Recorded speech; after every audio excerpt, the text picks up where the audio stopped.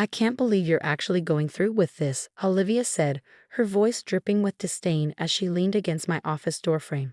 I looked up from my laptop, where I'd been finalizing the business plan I'd spent months perfecting. My sister stood there in her designer suit, every inch of her radiating the confidence that came from never having to fight for anything in her life. Why wouldn't I? I asked, trying to keep my voice steady. I've been working on this concept for over a year. The market research shows there's a huge demand for sustainable fashion rental services, especially in. Please, she cut me off with a dismissive wave. You really think you can pull this off? You've never even run a business before.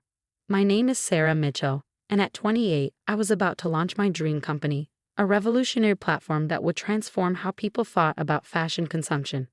The idea had come to me during my years working in retail management, watching countless customers struggle with the balance between wanting to stay trendy and being environmentally conscious. My solution was simple but innovative, a subscription-based service that would allow people to rent high-end sustainable fashion pieces, with a portion of the profits going to environmental causes. I'd spent countless nights researching, planning, and building connections with sustainable fashion brands. Every detail had been carefully considered, from the eco-friendly packaging to the blockchain-based tracking system that would ensure transparency in our supply chain. This wasn't just a business idea. It was my passion, my way of making a real difference in an industry desperately needing change. But Olivia had always had a way of making my dreams seem small, insignificant. At 32, she was the successful one in our family, working as a marketing executive at a prestigious firm. She'd always done everything first, better, smoother. And she never let me forget it. I've done my homework, I replied, turning back to my laptop. The business plan is solid, the financial projections are conservative but promising, and I've already got interest from several investors. She walked into my office, picking up one of the sample sustainable fabric swatches from my desk. Oh really? And how much startup capital do you need? $250,000, I said, watching as her perfectly manicured fingers toyed with the fabric. I'm meeting with Mom and Dad this weekend to discuss their investment. That's when I saw it, the flash in her eyes, the slight curl of her lip. I should have recognized it for what it was, the look of a predator spotting prey. Well, good luck with that, she said, dropping the fabric back on my desk. I'm sure it'll be interesting. I didn't think much of her visit at the time. That was my first mistake. The family dinner that weekend started like any other, with Mom fussing over the table settings and Dad talking about his golf game. I'd spent hours preparing my presentation, making sure every detail was perfect. My hands trembled slightly as I pulled out my laptop. Before we start dinner, I began. I wanted to talk to you both about an investment opportunity. But before I could even open my presentation, Olivia cleared her throat. Actually, she said, setting down her wine glass with a deliberate click, I have something I'd like to discuss too. My stomach tightened as she pulled out her own laptop. I've been working on an exciting new venture, she announced, her voice carrying that confident tone she perfected over years of corporate presentations. A revolutionary platform in the sustainable fashion space. The world seemed to tilt on its axis as I watched her pull up a sleek presentation, complete with professional graphics and animations. My presentation suddenly felt amateur in comparison. As she spoke, describing my idea with practiced ease, adding just enough tweaks to make it seem like her own, I felt the blood drain from my face. The market research shows huge potential, she was saying, using the exact phrases I'd shared with her in my office. And with my experience in marketing and business development, we could dominate this space within 2 years. Mom and Dad were enthralled, nodding along as she wove her spell. They'd always been impressed by her corporate success, her polished demeanor. When she finished, Dad was already reaching for his checkbook.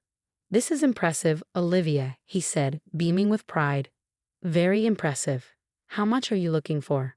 $500,000, she replied smoothly, to really do it right. Now that's thinking big, Mom added, shooting me a quick glance.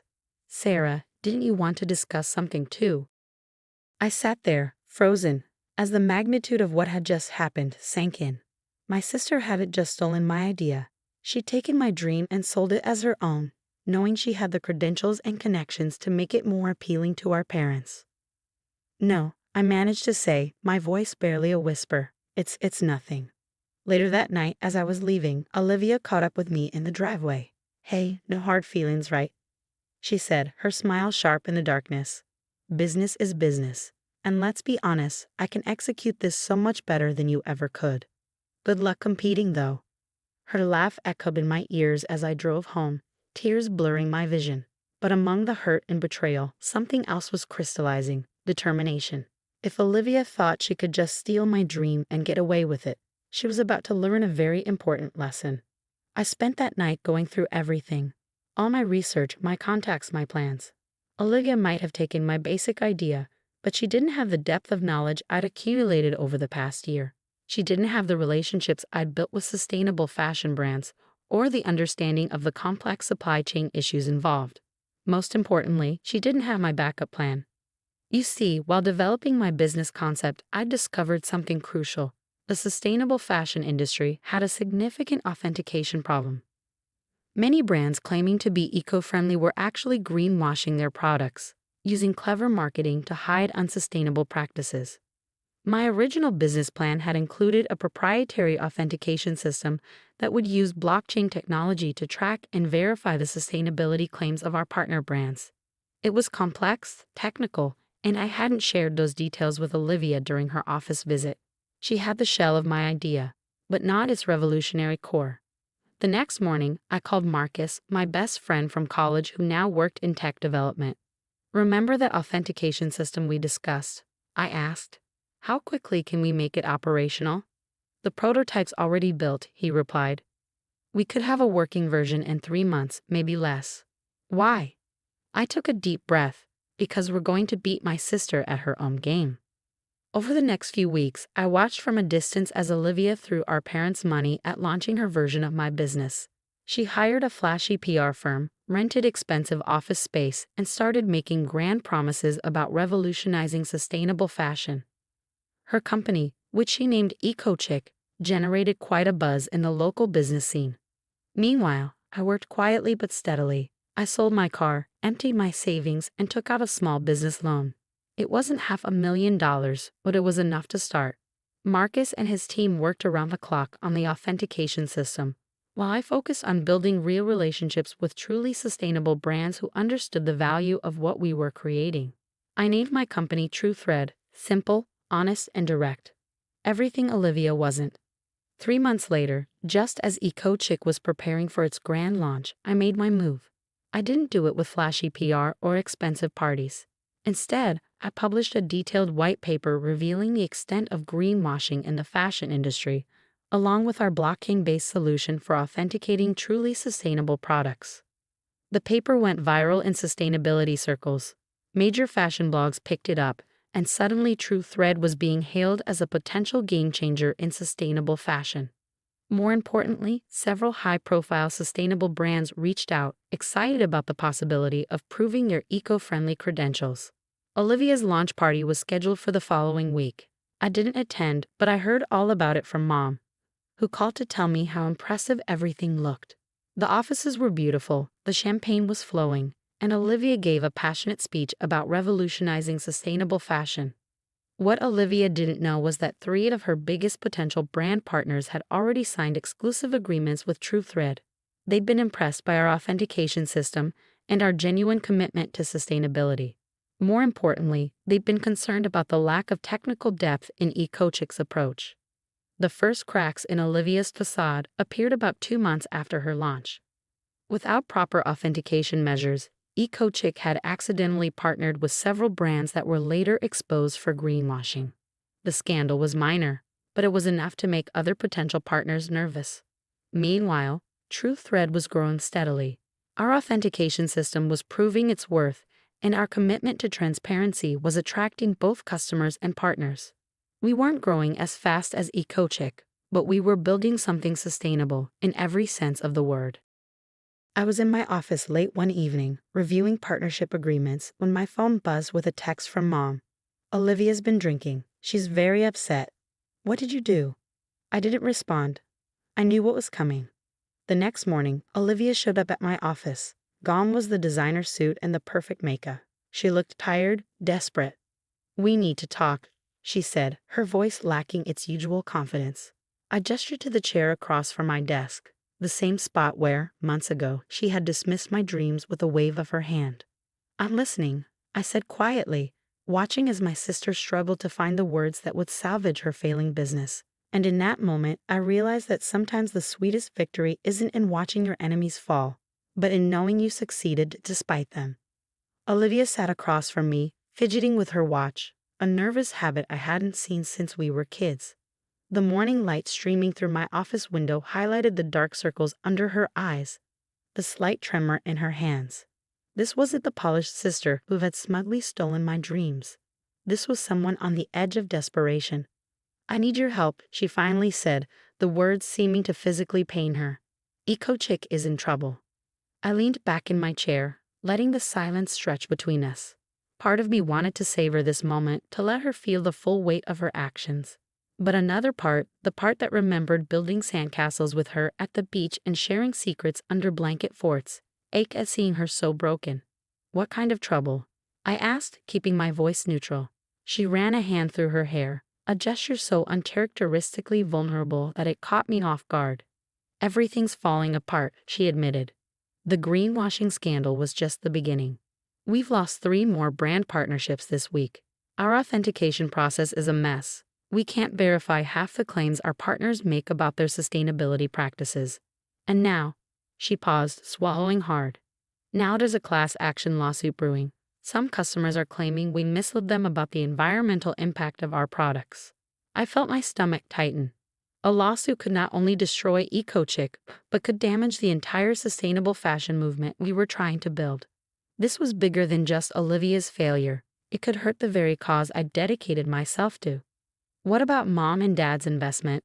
I asked, already dreading the answer. Olivia's eyes welled up. "Gone. All of it. $500,000. I've tried everything, Sarah. Hired consultants, brought in experts, but nothing works. We need your authentication system. We need TrueThread's credibility." The irony wasn't lost on me. The sister who had dismissed my capabilities, who had stolen my idea and claimed she could execute it better, was now asking for the very expertise she'd once mocked. "And what exactly are you proposing?" I asked, my voice steady despite the turmoil of emotions inside me. "A merger," she said quickly, as if getting the words out faster would make them more palatable. "EcoChick and TrueThread. Together we'd have the market presence and the technical backbone. You have the authentication system and the trust of the sustainable brands. We have the marketing reach and the customer base. It makes sense." I stood up and walked to the window, looking out at the city skyline. The same view I'd stared at countless nights while building TrueThread from scratch, without family support or connections. Just pure determination and belief in my vision. "It makes sense," I repeated softly, turning back to face her. "Just like it made sense for you to steal my idea and convince our parents to invest in you instead of me. Just like it made sense to laugh in my face and tell me I couldn't compete." Olivia flinched. "I was wrong," she whispered. "I was arrogant and cruel, and I was wrong about everything. You've built something amazing here, something real. I just took the surface idea and threw money at it, but you understood the depth of what was needed. You always did." Her admission hung in the air between us, heavy with years of rivalry and resentment. I sat back down, pulling up TrueThread's latest financial reports on my computer. "Do you know what these numbers mean, Olivia?" I asked, turning the screen toward her. "They show that TrueThread is now valued at over $5 million. We're profitable, growing, and most importantly, we're making a real difference in the industry. We've helped expose 3 major greenwashing operations and provided certification for dozens of genuinely sustainable brands." I let that sink in before continuing. "And do you know how we got here? By understanding that sustainability isn't just a marketing buzzword. It's a commitment that requires knowledge, transparency, and integrity." Olivia nodded, wiping away a tear. "I know that now, but it's not just about the money anymore, Sarah. If EcoChick goes down like this, it could damage consumer trust in sustainable fashion for years. Everything you've worked for, everything you believe in, it could all be tainted by association." She was right, and that was the most frustrating part. The sustainable fashion movement was still fragile, still fighting against decades of fast fashion dominance. A high-profile failure and lawsuit could set us back years. I pulled up another document on my computer, One I'd prepared months ago, almost as if I'd known this day would come. I'm not interested in a merger, I said firmly, watching her face fall. But I am willing to discuss an acquisition. Her head snapped up. An acquisition? TruthThread would absorb EcoCheck's assets and customer base. We'd handle the transition of your existing partnerships to our authentication system. Most importantly, we'd implement proper sustainability verification for all products, which should help mitigate the lawsuit risks. I slid a paper across the desk to her. These are my terms. They're non-negotiable.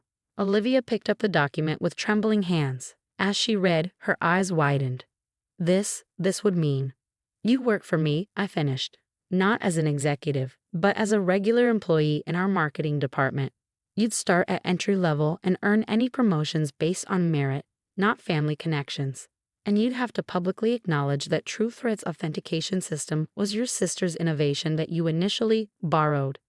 She stared at the paper for a long moment. And Mom and Dad's investment? I'll ensure they get partial recovery of their investment through shares in TruthThread. Not all of it. They made their choice when they backed you without even hearing my pitch.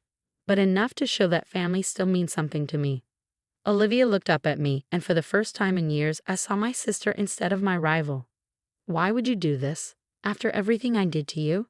I thought about all the nights I'd stayed up working on TruthThread, all the obstacles I'd overcome, all the strength I found in myself when everyone else had doubted me.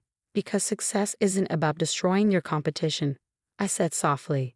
It's about staying true to your vision and your values, and my vision was always about making the fashion industry more sustainable, more transparent.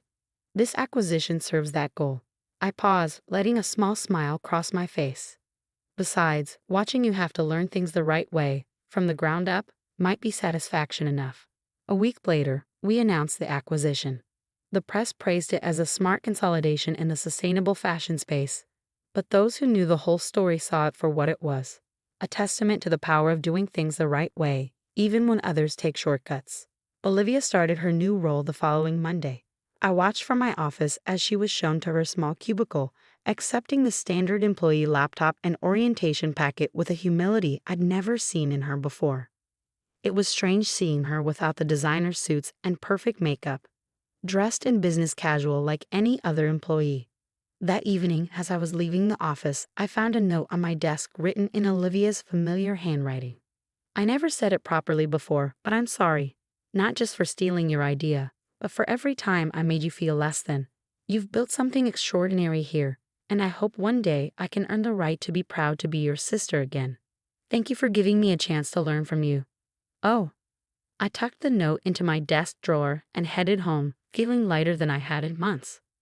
The next morning, I had Marcus start training Olivia on our authentication system. If she was going to work her way up in my company, she was going to learn everything from the ground up, starting with the very thing she should have valued from the beginning. Over the next few months, I watched as Olivia threw herself into learning every aspect of the business. She stayed late, asked questions, and most surprisingly, showed genuine interest in understanding the technical side of our authentication system. The employees who didn't know our history were impressed by her work ethic. Those who did watched with a mix of amusement and respect as she earned her place, one small victory at a time. Mom and Dad took longer to come around. The loss of their investment had strained family relationships, and it took several uncomfortable Sunday dinners before we could all sit at the same table without tension. But gradually, as they saw how TruthThread was growing and how Olivia was changing, things began to heal. 1 year after the acquisition, I called Olivia into my office. She entered with the quiet confidence she developed, so different from her old arrogance. I've been reviewing your performance reports, I said, gesturing for her to sit. Your supervisors speak highly of your work, particularly your recent campaign for our Authentication Awareness Initiative. She nodded, waiting for me to continue. There's a senior marketing position opening up, I said, watching her carefully. You'd be welcome to apply, just like any other employee. A smile spread across her face, not the smug grin of old, but something genuine and warm. Thank you, but I think I'll wait. I'm still learning so much in my current role, and honestly, I want to earn it, really earn it this time. I felt a surge of pride, not just in my company's success, but in watching my sister become someone who finally understood the value of doing things the right way. Well, I said, standing up and gathering my things. In that case, want to grab coffee? I've been working on some new ideas for expanding our authentication system, and I'd love your marketing perspective. As we walked to the coffee shop, discussing business ideas and sharing genuine laughs, I realized that sometimes the best revenge isn't about getting even. It's about growing beyond what hurt you, and maybe even helping others grow too. TruthThread continued to lead the sustainable fashion revolution, but more importantly, it stood as proof that success built on integrity lasts longer than any shortcut. And every time I saw Olivia working late at her desk, poring over sustainability reports or crafting honest marketing campaigns, I knew that some lessons, though hard learned, were worth every difficult moment along the way.